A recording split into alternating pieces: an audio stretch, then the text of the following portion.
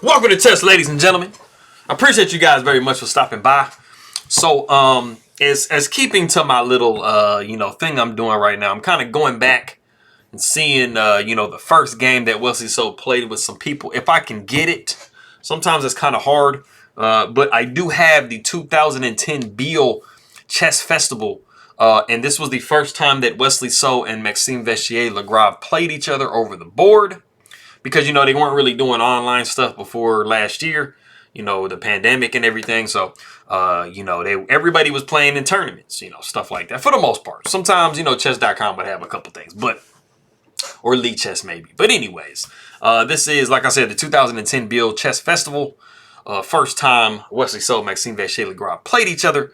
So for all my people in the Philippines, I will say mabuhay to you. Kamusta, aking makaibigan.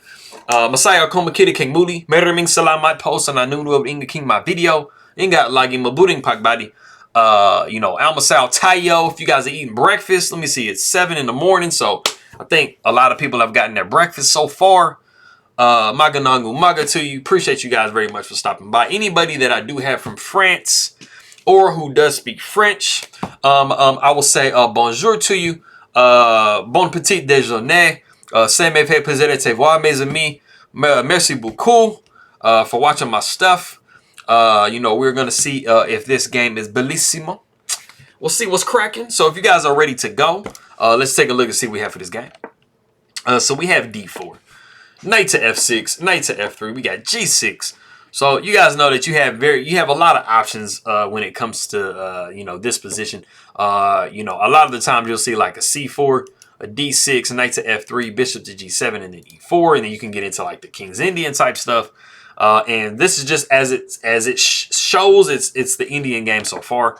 We do see C4, Bishop comes to G7. We have G3, we have the King's Indian. We got castles by Black. Bishop comes to G2, we see C6. Castles, we have D5. So we have the Neo-Grünfeld defense, and it is the classical. But I'll be doggone if this doesn't look like a Slav. Man, anyway, so you guys see, the C6 and the D5 and the C4, D4. It has some Slav types of feels to it. We do have B3. Bishop comes to E6. We're trying to make sure that if we have some captures and stuff, we do have this, direction supported. So Knight B comes to D2, and then we do see the novelty of the game, which is Queen to A5. Queen to A5, it does look a little bit odd. It's not necessarily attacking anything. It's really just simply developing the queen. So it's not a crazy useful situation for the queen to be right there. But it is a move. It's not a bad move. It's not a blunder by any means. In this position, we've seen Bishop to F5 before. We've seen Knight B to D7. We've seen some C5s. You're trying to, cause as much havoc in the middle as possible. Black and white, the black and white sides of the board are always trying to push, as much as possible for as much space as possible. Usually the player that has more space has more options and movability, stuff like that. So, C5 is definitely a space gaining type of situation and just attacking the nice center that white has established. Coming back to Bishop to F5, it does make a lot of sense because E6 is very commonly played. But like I said, we do see Queen to A5. And immediately we see A4. And then we have Knight to A6. So, kind of crazy, piece placement for Maxime Vachier-Lagrave. We see Bishop to A3. Why not attack this pawn? It's not defended at the moment, because it wasn't pushed. It is kind of under fire. So we do see Knight to E4. And then we have B4, which seems like it gives away a pawn. We see Bishop takes B4, Knight takes E4, pawn takes E4, and then we see Knight down to D2. We're actually threatening, actually quite a bit in this position. But I'll get to that in a second. Knight comes back to A6, and we see Bishop takes E4. And it might kind of seem like, okay, so now wait a minute. This is the second time that, white has kind of left this pawn hanging. So if you think it's a free pawn, it's not. Do not fall for the trap. And Maxime Vachier-Lagrave does a really good job, to not fall for it. It's actually a pretty basic, as far as these guys are concerned, it's a pretty basic tactic that's involved. It's just a discovery attack. You know, definitely, you know, if you were to capture this pawn like this, you would be looking at the very, very nasty knight to b3. And now you are attacking the queen as well as the bishop, and you are going to be losing your bishop for a pawn. So you definitely don't want to go there. So after we see bishop takes e4, we do see queen coming back to c7. And now the threat of capturing the pawn is live. So we need to do something about that. So we see e3. We got c5. A rook comes over to b1. This is a very real threat of, you know, most likely capturing with the bishop and putting a little fork on these pieces. So the rook comes to b8, just extra defending. We see d5, bishop comes down to a3. If you're going to move a piece when it's attacked, try to find the best place to move it to that's going to gain a tempo or place an attack, a counter attack on your opponent. And that's what bishop to h3 does. It moves it away from its attack spot, and it does put a little tempo on this rook. So the rook comes to e1. We see knight down to b4. And it does take a while for black to get their pawn back, but, you know, this does kind of immediately give away a pawn. Bishop takes b4, pawn takes b4. You see rook takes b4, and then bishop comes down to c3 and forks these two pieces. This does kind of cause a little bit of an inconvenience. If this pawn wasn't on a4, then the rook would actually have somewhere to go to kind of keep this pawn, but it doesn't. So rook comes to b3. We see bishop takes d2, queen takes b2, and then we have queen taking c4. And we have a rook up to b4, queen comes to c5, and then we have rook to c1. And as you can kind of see, taking the pawn for white was a little bit different than black taking the pawn, because you see that white is getting a lot of tempi on black, you know, basically attacking their queen. Like you see that we see this move, and then we see the rook swinging over. So, you know, white is actually getting a lot of free moves, and you have to be really careful when you're using your queen, because yes, it is powerful, but it is subject to attack quite often. So the queen comes over to a5, pinning this rook down. Kind of. You can always move rook here or move rook here. We see bishop back to g2, and black doesn't want to trade. They go back up to d7. Makes it a more useful square because you are placing a little bit of pressure on this pawn. If you can eliminate this pawn, these pawns are actually pretty strong. So we do see d6, pawn takes d6, queen takes d6, unpinning the queen. Rook f to d8. We see rook takes b7, and this is a pretty interesting point in the game we come to. Rook takes b7, rook takes b7, bishop takes b7, and then we do have a discover attack on the queen with bishop taking a4. As you can see, the rook is held by the queen.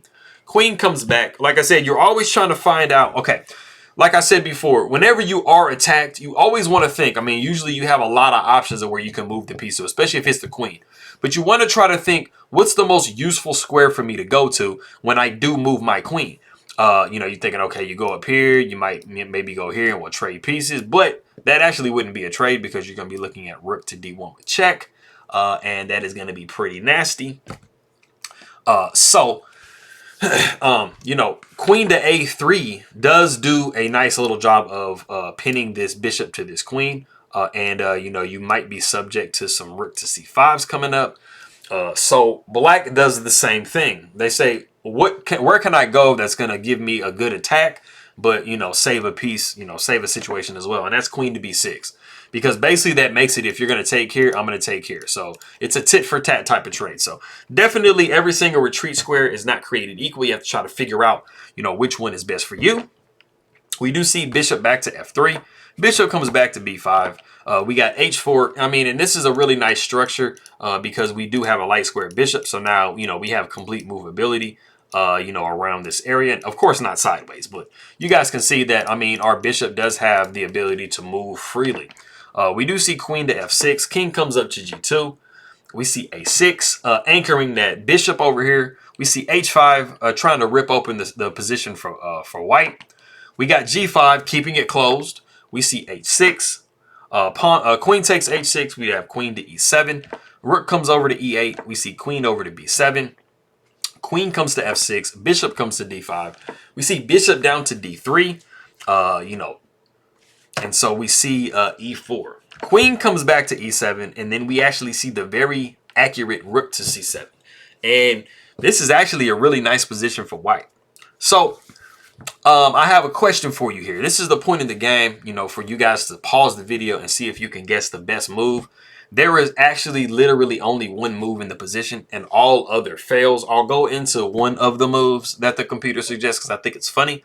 But like I said, if you want to go ahead and pause the video and see what black needs to play here in this position, go ahead and do so.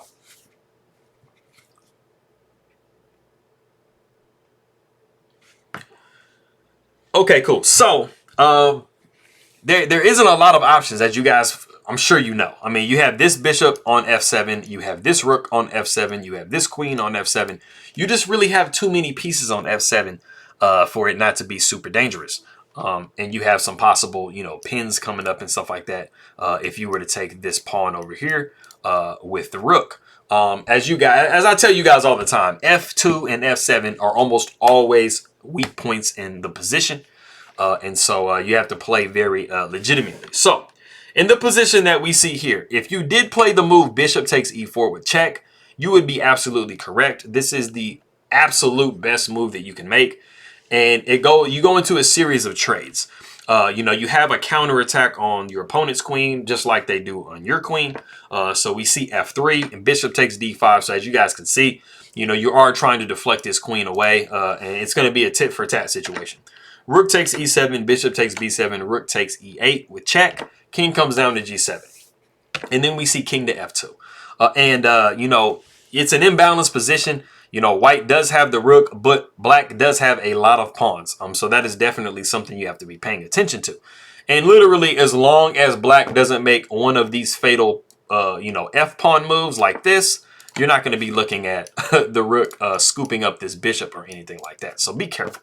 Anyway, if we back up, after rook came to c7 attacking the queen, the computer actually gives queen takes e4 as one of the moves. Like I said, it was an only move situation.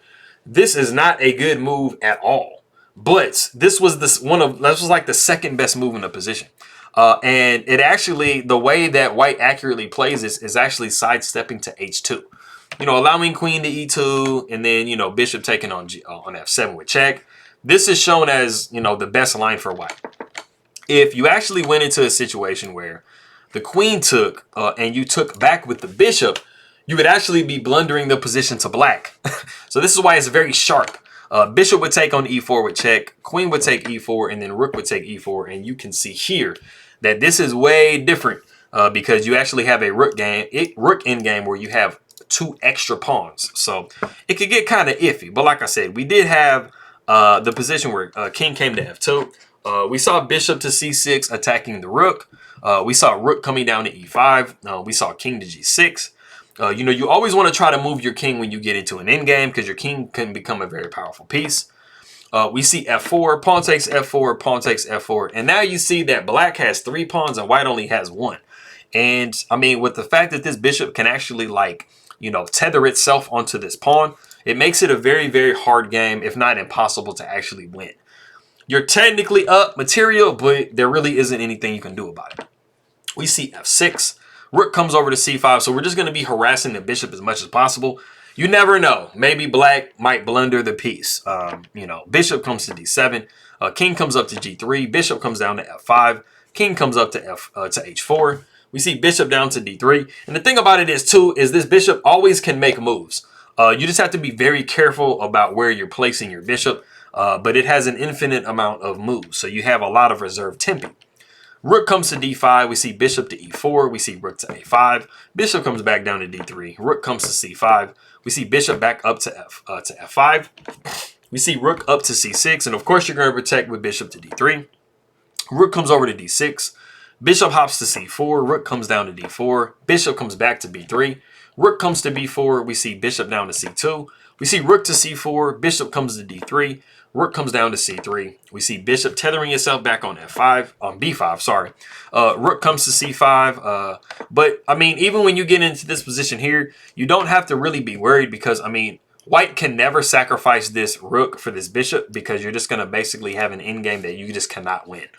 So let's say, for example, you left the bishop there and you made, let's say, a move like this. Just to show you an example. there's not a way that you're going to be able to win this as black. I mean, automatically, this king is outside the square of this pawn, and this pawn is just promoting with like literally no resistance. So you know that that's not a situation. So you're just moving the bishop just to move the bishop. Bishop down to d3. King comes down to g3. Bishop comes back up to f5, and we can definitely repeat, you know, with this move here. But rook comes to d5. Bishop comes to e6. Rook comes down to d4. We see bishop down to b3. Rook comes to d3. And it is in this position that the players agree to a draw. All we're literally doing is just moving pieces around, and there is like never a way for either side to make any progress. You know, as long as, you know, the king kind of hangs around over here and prevents these two pawns from moving, you're always going to have the threat by white of stopping this pawn at some point. So you're never really going to be able to make any progress. So that is that game. So that is the first game. This, like I said, it was 2010 that they played each other. So that was, you know, quite a while ago, 11 years ago. So I appreciate you guys very much for stopping by. Congratulations if you guessed bishop takes e4 with check. And I will see you guys next time.